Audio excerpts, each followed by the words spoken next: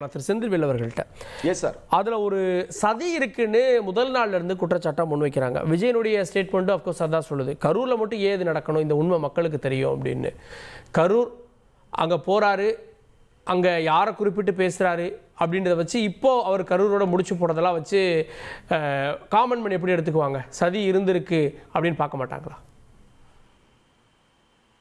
மரியாதைக்குரிய திரு ரஜினிகாந்த் அவர்கள் தூத்துக்குடி துப்பாக்கிச்சூடு சம்பவத்திற்கு பிறகு அங்கே நேரில் சென்று பார்த்துவிட்டு விமான நிலையத்தில் வைத்து ஒரு பேட்டி அளித்தார்.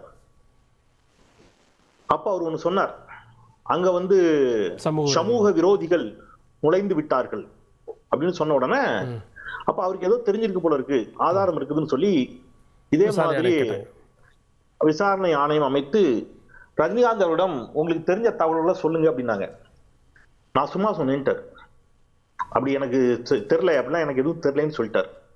இப்ப சகோதரர் பிரவீன் காந்தி அவர்கள் ரஜினிகாந்தினுடைய தீவிர ரசிகர், தீவிர ஆதரவாளர். அங்க ஒரு பெரிய சதி நடந்தது உண்மை அப்படின்னு சொல்லியிருக்கிறாரு.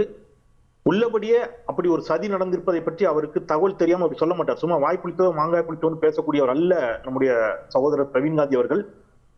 காவல்துறை அல்லது நம்முடைய அருணா ஜெகதீசன் ஆணையம் அவரை விசாரிக்கணும், அல்லது அவரே நேரடியாக சென்று தானே முன் வந்து விஜய் சொல்றாருல, விஜய் சொல்றத வச்சு ஒரு நிமிஷம் விஜய் எங்கேயும் சதின்னு சொல்லலையே, சதி நடந்திருக்கு சொன்னாரு. நிர்மல்குமார் சொன்னாரு. விஜய் சொன்னாரா நிர்மல்குமார் சொன்னாரா? சதி நடந்திருக்கு நிர்மல்குமார் சொன்னாரு. கரூர்ல மட்டும் ஏன் நடக்குது இது மக்களுக்கு தெரியும் சார். ஒரு நிமிஷம், விஜய் சொன்னார் நீங்க சொன்னீங்க.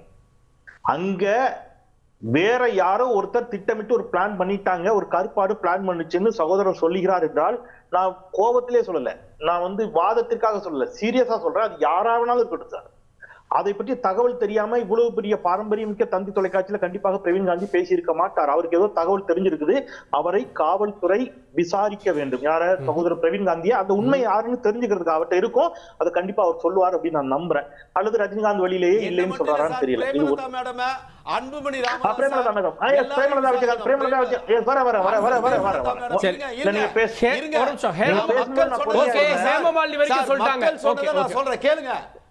மக்கள் ஒவ்வொருவரும் சொல்கிறார்கள்,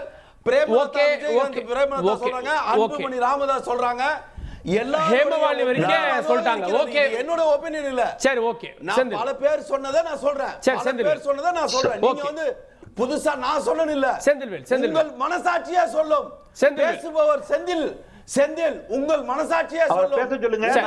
ஓகே, ஒரு நிமிஷம் செந்தில்வேல், நான் பேசிட்டு இருக்கேன்ல, அவர் பேசும்போது நான் எதுவும் குறிக்கல இல்ல, பேச சொல்லுங்க.